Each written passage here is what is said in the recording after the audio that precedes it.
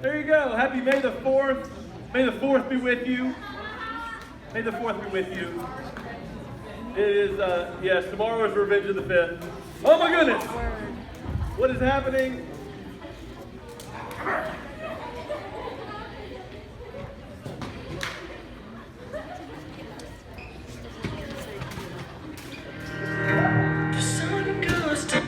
Okay, well, that happened. We're going to have to just deal with the fact that happened. I guess some people celebrate Star Wars Day in unique and special ways. Welcome to Fuse. That was weird. Welcome to Fuse. Hope you guys are doing well. I hear great things about Fuse Serve Night from last week. How many of you, was anybody in the room that helped with the kitchen last week, helped clean out the kitchen? Y'all are my heroes. It looks amazing in there. There's floor in there. I didn't know there was floor in there, but there's a whole section that's floor now. It's amazing. So thanks for being involved. If you helped out with the Fuse Serve Night last week, there were lots of great stories that I've heard already coming out of it. It's just a preview of the awesomeness that's coming with Project Serve in June. So anyways, it is May the 4th. We're starting a series called Betrayal, Family, Friends, and Dating, which those two things you'd think, that doesn't sound like it would go with those three words. Family, friends, dating, those all sound like positive things. But then you have betrayal in big, bold letters. Well, when you think of it being May the 4th, when you know the Star Wars story, there's a whole lot of betrayal in that story, isn't there?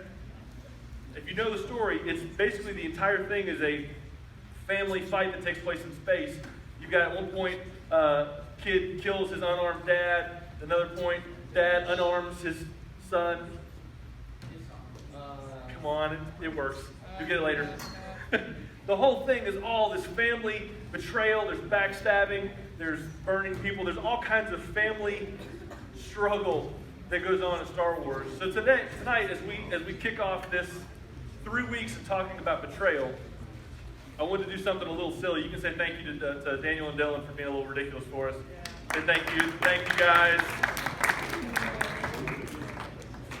I asked them to do that, so don't give them grief. It was my idea. I wanted to do something silly because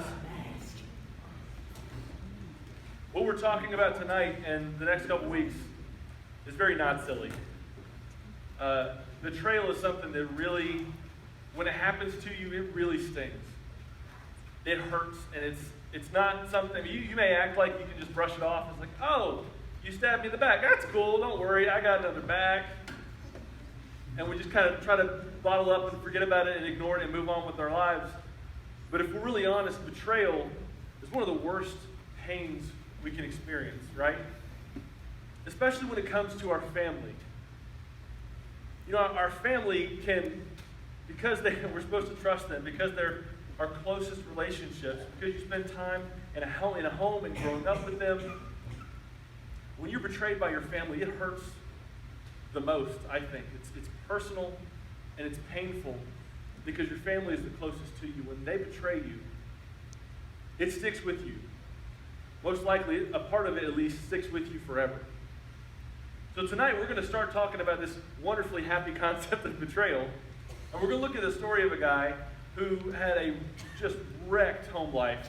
And when we get to the end of the story, you'll see kind of where it goes. But initially, we're going to walk through some really difficult things, some strange things. And my prayer for you tonight, as we unpack this account in the Old Testament, that you would hopefully not see a whole lot of the pain directly that you see in this guy's life, but I hope that at the end, we're able to see the results of what family should be by the end of this. So if you've got your Bible, flip it open to Genesis chapter 30. Genesis chapter 30. If it's on your phone, it's not going to be on the screen, so if you want to follow along, there's going to be a lot of reading. So if you don't have a Bible, there's a whole stack of them over there. You can go grab one. If you want to follow along on your phone and take notes, that's cool too. Genesis chapter 30. We're going to look at a guy who had a very strange childhood, very strange backstory of his family. The book of Genesis gives us some history on the first, I call him God's first family. Abraham, his son Isaac, and his grandson Jacob. And there's a whole lot of dysfunction that goes on in this family. If you spend much time reading the Old Testament, or you've been around church for a while, you've probably heard some of the things that have happened with Abraham, Isaac, and Jacob. And I could stay up here all night and tell you all the ridiculous stuff that happened with their family. Well, I didn't give you the quick overview and get quickly to the focal point of tonight. So Jacob, Abraham's grandson, is the father of his own family, and his whole family got started in a really weird way. He started off robbing his brother of 50% of his wealth. So he was supposed to get a third, his brother was supposed to get 2/3, and he is really sneaky and conniving, and he steals half of his brother's money, basically. And so he's got a bunch of money. His brother's really ticked off. Really read his story. It'll make you love your siblings a little bit more. So Jacob's got a little more money, and then he gets 2 wives. He accidentally marries one girl. Vegas, I don't know. And then he marries her sister, because that's always going to solve the problem. And then he adds a couple more people to the mix. And as you're going to see, this story is just weird, man. There's some strange stuff in the Bible. Let's start with Genesis chapter 30. We'll start with verse 1. So we have Jacob and his 2 wives, Leah, who's the older sister, and Rachel, who's the younger sister. Rachel is Jacob's favorite. You have to remember that. Rachel is Jacob's favorite. So starting in verse 1, when Rachel saw that she was not bearing Jacob any children, she became jealous of her sister. Leah's had a couple kids now, and Rachel's like, I'm not having kids, and she's mad. She gets mad at Jacob for some reason. So she said to Jacob, give me children or I'll die. She's not dramatic at all. Jacob became angry with her and said, am I in the place of God who has kept you from having children? Then she said, here is Bilhah, my servant. This is where it gets weird. Sleep with her so that she can bear children for me, and I too can build a family through her. Okay, please don't do that. On either side of this is a terrible plan. Do not do this. Rachel can't have kids. She goes, here, Jacob, my husband whom I love, you can have my servant. You should have kids with her. That'll make it better. So she gave him her servant Bilhah as a wife. Jacob slept with her, and she became pregnant and bore him a son. Rachel said, God has vindicated me, not the feeling I would have. He has listened to my plea and given me a son. Because of this, she named him Dan. Doesn't sound like it means that, but that's what that means. Rachel's servant Bilhah conceived again and bore Jacob a second son. Then Rachel said, I have had a great struggle with my sister, and I have won. She thinks this is winning. This family is messed up. All right? She thinks that she is winning. She names him Naphtali, which sounds like winning. Naphtali!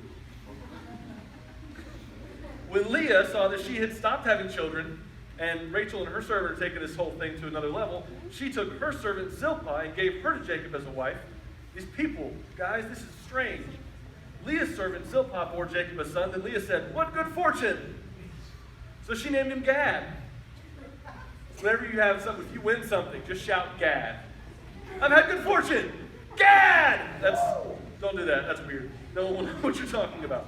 Then Leah's servant Zilpah bore Jacob a second son. Then Leah said, how happy I am. The women will call me happy. So she named him Asher. Asher means happy. There's a baby coming soon here in this room that's his name is Asher. Anyways, I don't think this is a similar situation. That's not the name Asher. I think is the only crossover we have there. This family is so listen. Don't miss this. This family is so messed up. We haven't even gotten to the guy we're talking about. This is just backstory of how ridiculous and dysfunctional this family is. Okay, so we're not even there yet. Leah has a couple more kids. Issachar, Zebulun, and Dinah. And in verse 22, if you skip down to 22, there's a bunch of stuff in between these verses I'm not going to read because I don't want to explain what it means more than I already have. I've already gone too far. So verse 22, then God remembered Rachel. Remember, Rachel hasn't had kids yet. Leah, Zilpah, and Bilhah have all had kids, and Rachel's still like, what about me? God remembered Rachel. He listened to her and enabled her to conceive. She became pregnant and gave birth to a son and said, God has taken away my disgrace. She named him Joseph and said, may the Lord add to me another son. So here we finally meet this guy named Joseph. Joseph is one of the youngest kids in the family. He's got 10 older brothers and an older sister, all born to other stepmoms in his life, other women that are there in his dad's life. He grows up around these older brothers. And then, as we saw in that verse, Rachel wanted to have another kid, and she does. His name is Benjamin, but Rachel dies in childbirth. So now just picture that you're Jacob. This is the family history. This is what people know about you. This is what you know about yourself. Your dad's a thief. He's a crook. He's a liar. He's sneaky. He's got 3 wives. You had a 4th wife, and she died. That's your mom. And your mom's not with you. You have these 3 stepmoms all living with you at the same time. and all their kids are older than you and pick on you, and you've got this little brother that you feel close to, and you feel alone and isolated and cut off relationally from the rest of your family. Just imagine that. I don't know what your family situation is. I hope it's not exactly like that, but maybe you can connect with some of the emotions that Joseph had to be going through growing up. Isolated, alone, cut off from his family. Felt different. Can you imagine growing up in that environment?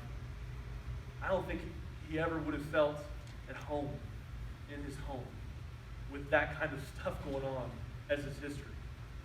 Let's skip forward a few years. In Genesis 37, we pick up with Joseph at the age of 17. This is going to be about your age. Joseph at 17, we're going to see some of the stuff that happens in his life from here on out. And starting in verse 2, Joseph, a young man of 17, was tending the flocks, that sheep, with his brothers, the sons of Bilhah and the sons of Zilpah, his father's wives. And he brought their father a bad report about them. You ever had a younger brother or sister who hangs out with you, and then they go home and tell mom and dad all the stuff that you were doing that you didn't really want them to know? That's Joseph. Now Israel, which is another name for Jacob, loved Joseph more than any of his other sons, because he had been born to him in his old age. And he made an ornate robe for him. When his brothers saw that their father loved him more than any of them, they hated him and could not speak a kind word to him. Joseph had a dream, and when he told it to his brothers, they hated him all the more. Now, in this dream, just to give you the summary, he had a couple of dreams, and they all involved his family bowing down to him. Not a good dream to tell your family, especially if they already hate you. You go, it's okay, guys, I know you don't like me now, but one of these days, you're all going to bow down to me. That's not a good idea. It's a terrible plan. If you're thinking about going home and telling your family something like that, don't. They will not like it. If you have a younger brother or sister and they said that to you, you would stop it. It would just be done, right? It gets worse. Not only Joseph starts this process of snitching on his brothers, telling dad that they're not doing what they're supposed to do, but Jacob sees a little bit of himself in Joseph. And he says, you know what, I'm going to train you up, and I'm going to make you a professional snitch. I'm going to make you real sneaky. I'm going to send you to spy on them and tell them what they're doing. Which I'm sure, you can imagine, his brothers are going to love. Skip down to verse 12, and we'll pick up. Now his brothers had gone to graze their father's flocks near Shechem, and Israel said to Joseph, as you know, your brothers are grazing the flocks near Shechem. We just read that in the verse before. Come, I'm going to send you to them. Very well, he replies. So he said to him, go and see if all is well with your brothers in the flocks, and bring word back to me. Then he sent him off to the valley of Hebron. Let's get down to verse 18. These guys see him coming. They saw him in the distance, and before he reached them, they plotted to kill him. Here comes that dreamer, they said to each other. Come now, let's kill him and throw him into one of these cisterns and say that a ferocious animal devoured him. Then we'll see what comes of his dreams. His brothers didn't hate him in the, oh, I hate you, I wish you were in my family kind of, they weren't saying mean things. They had a plot. They had a process in place. They had a lie to cover it up. They were going to kill him. They hated him that much. This is his family. This is the people he has grown up with. This is the people, especially in this culture, they're supposed to have each other's backs. They interact with other families as if they're other cities, other countries. Their family is everything. It's not just their identity, it's their whole community. And Joseph's family hated him to the point that they are planning to kill him. Reuben, the oldest brother, when Reuben heard this, he tried to rescue him from their hands. Let's not take his life, he said. Don't shed any blood. Just throw him into this cistern here in the wilderness, but don't lay a hand on him. Reuben said this to rescue him from them, and he was going to sneak back later and take him back to his father. So when Joseph came to his brothers, they stripped him of his robe, the ornate robe he was wearing, and they took him and threw him into the cistern. The cistern was empty. There was no water in it.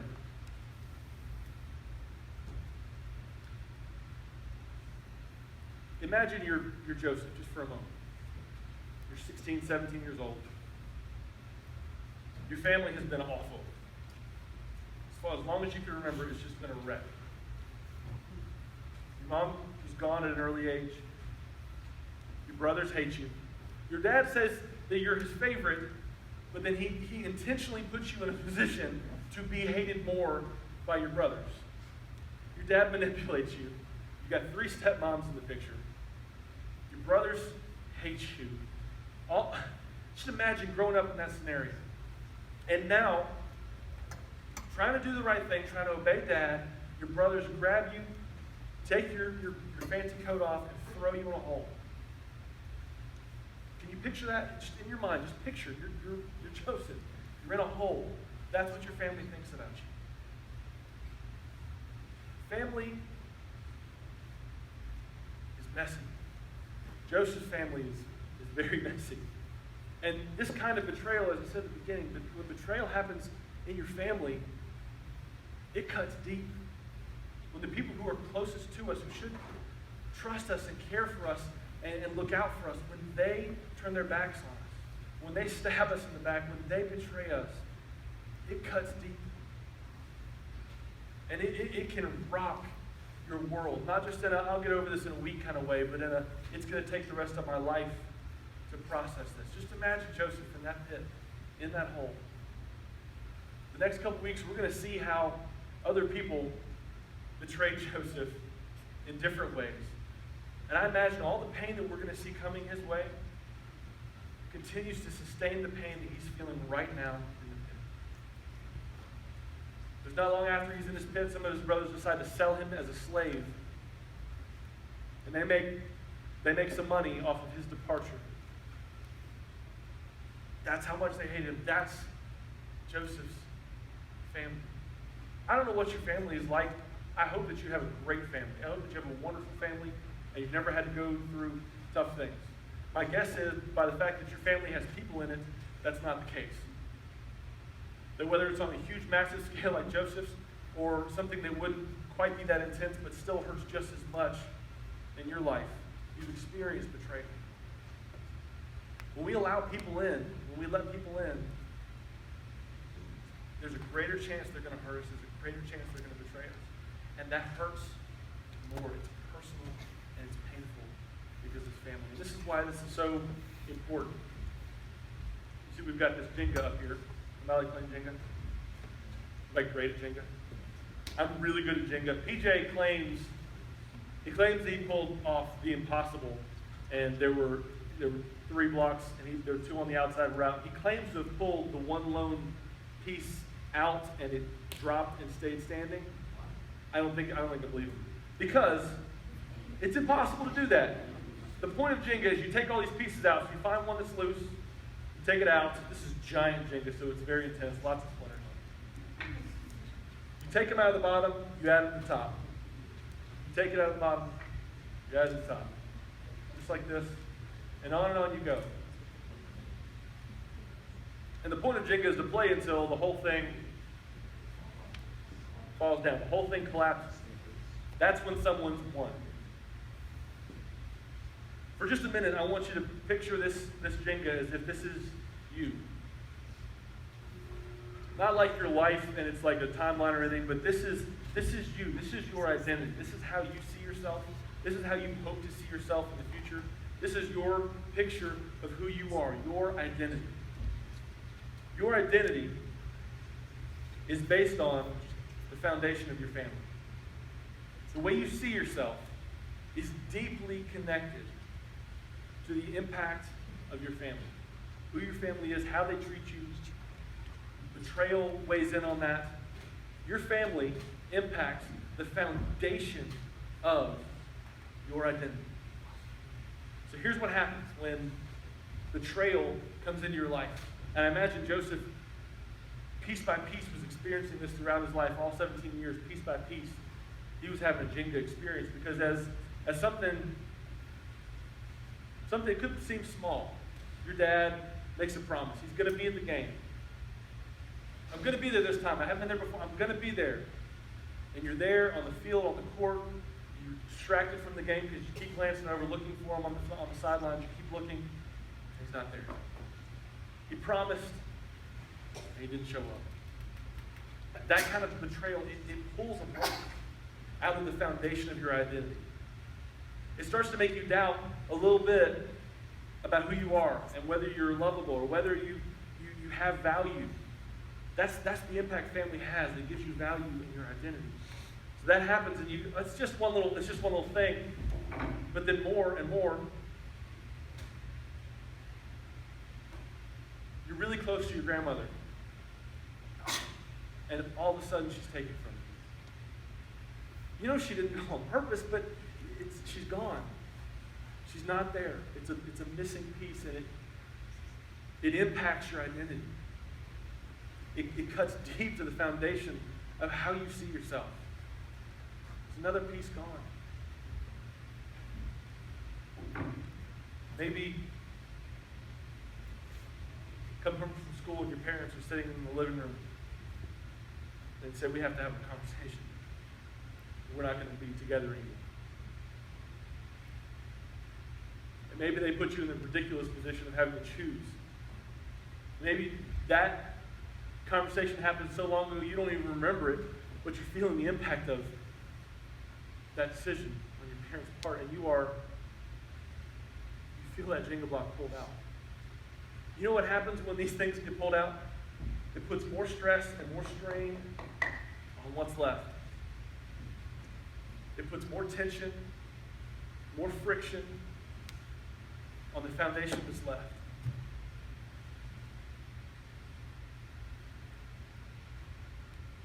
Betrayal sucks. It's terrible. And I don't say this as if it's just some word that we're talking about because at some point it's going to bring us to talk about Jesus. It hurts. I grew up in a great home.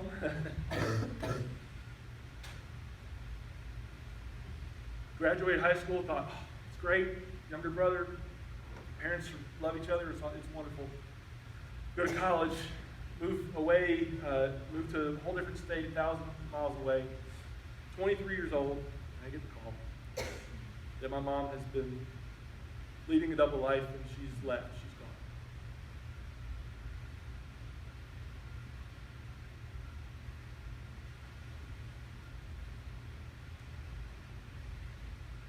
It hurts in the moment, but when family betrays, I get that pain because it stays with you. It's not just a quick pain, it's not a Band-Aid pain, it's a lifetime foundational pain.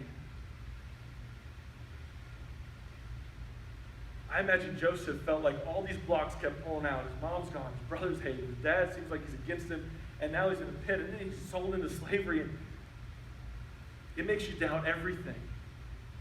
You know this. It makes you doubt everything. It makes you look at this, and when you see this thing, all you see is the holes. All you see is what should be there. All you see is what should be right. And it will wreck your identity when you go through betrayal. I'm spending a lot of time building this up because we feel this stuff for the rest of our lives. I had friends when I was in high school who had major stuff happen like this, and it sticks with you. It's hard because it messes with your identity. It messes with your view of yourself. That's how important family is. That's how huge family is. And when they betray, it stings and it stays with you.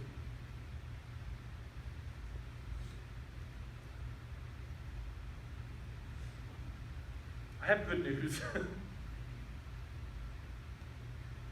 As people, we do this to each other. We wreck each other.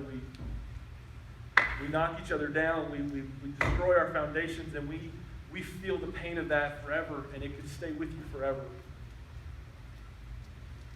But the good news is this is not the only foundation in your life. It's not just relational. We're not just relational beings.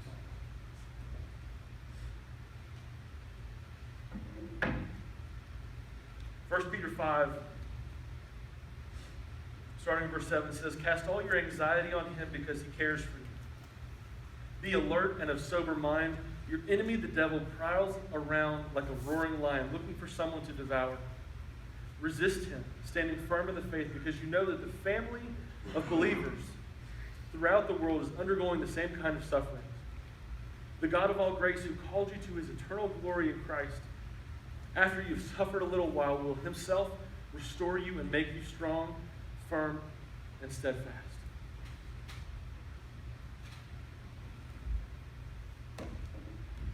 Here's what I know is true about you. If you've experienced betrayal even in an isolated way, or if you've experienced it in a way that has rocked your world, shaken your identity, and whether you let people in and see that or not, it has wrecked you. If you've experienced betrayal from your family even a little bit, it can mess with your identity. And what we just saw in 1 Peter 5 is that what adds to this pain is that there is an enemy who is out there after us, and his goal is to tear us down. Not just tear us down, but tear our view of ourselves down, tear our view of our value down. And if we buy into those lies, that because our family has let us down, that we don't have value, because our foundation is a little shaky because people have hurt us, that we don't mean anything, we don't matter, we don't have an identity, that's a lie. It is a lie.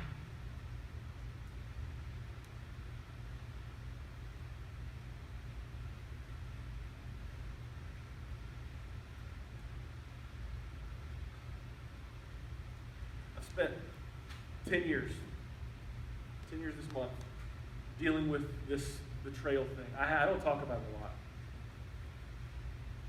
I'm not good at talking about it. I'm not good at talking about feelings in general. If I'm really gut level honest, if I bring this kind of stuff up, usually I'd make a joke about it. If things get uncomfortable and too personal, I make a joke about it. I brush it off. I desperately want people to like me. Like, you have no idea how desperately I want you to like me. I'm 33. I'm twice your age. And I really care about whether you like me or not.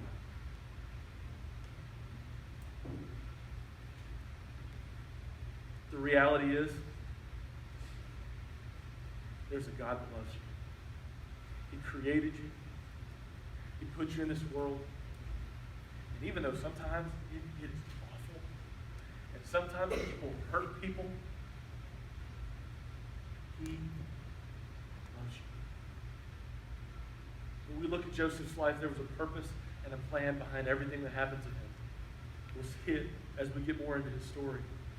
But I can say from experience, even though it's not fun and I hated it, and if I could go back and not have to experience it, I would. And if you're going through it and you're experiencing it, I would love to take it away from you. If I've learned nothing else from betrayal, what Satan wants us to believe about betrayal is that when we are betrayed by people, that's how God's going to treat us. At some point, He's going to drop us. At some point, He's going to let us down. At some point, He's going to fail us. So we won't let Him close. That's the biggest problem with betrayal in our family, is we don't want to let people close. Because all our experiences, they're going to hurt us.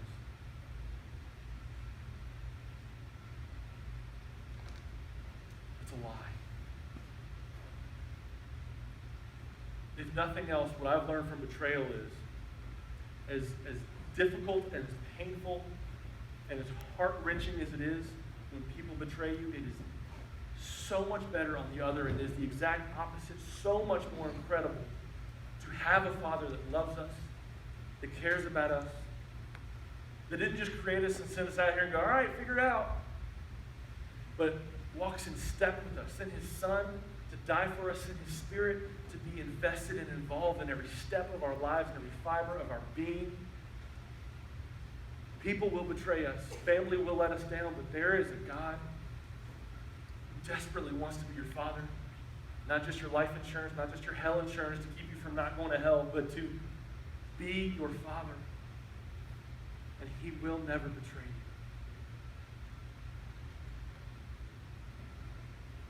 I appreciate you guys listening to me talk. I think I ran more than I meant to, but if you have been in that position, or you are in that position of saying, you know what, God's fine, He's got His thing, and I've got my thing, and if I can just get out of the house and graduate, then I'm going to go do my own thing, and He's going to do His own thing, and maybe when I'm 40, I'll come back and hang out with Him.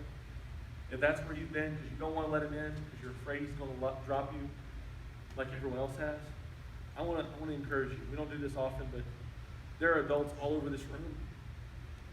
Please don't leave here tonight with that doubt. Don't leave here tonight without talking to somebody. Talk to me. Any of the adults in this room would love to walk you through what a relationship with Jesus is all about and how it changes everything about your identity, everything about you, how you see your value. It changes everything. If you've got a relationship with Jesus, if you've accepted that what he did on the cross made it possible for you to experience heaven and experience a spiritual Father that we can have for eternity, but you've just felt a struggle with that, a tension, friction with that, and you just want somebody to talk to, please don't leave here with questions that you haven't at least tossed at us a little bit.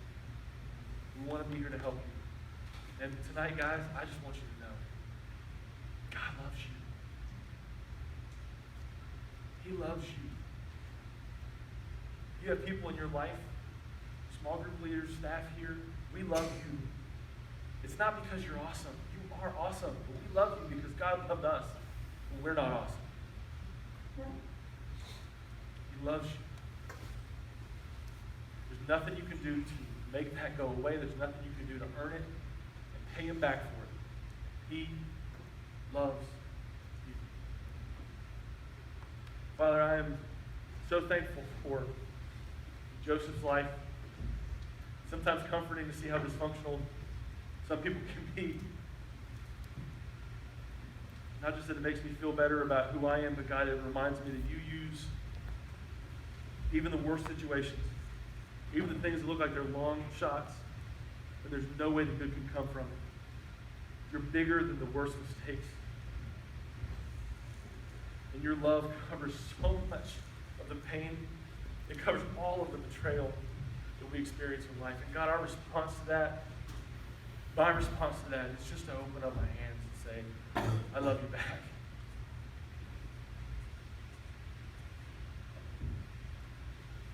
Father, thank you for loving us.